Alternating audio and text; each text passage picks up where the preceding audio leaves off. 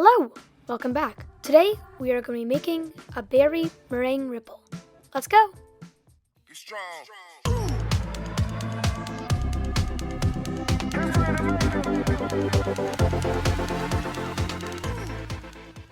In this recipe, you will need 2 store-bought meringues, 100 milliliters of raspberries, 200 milliliters of blueberries, 20 milliliters of 70% dark chocolate, 2 large scoops of ice cream, and your 2 cups. Start by adding in your 200 milliliters of blueberries into a non-stick frying pan with a splash of water.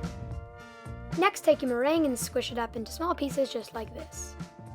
It's time to start layering. You can layer in any kind of way you like. This is the way I'm going to do it. Start by adding in small bits of meringue at the bottom of the cup with 1 large scoop of ice cream. Then add a bunch of raspberries. I like to add maybe 6 or 7.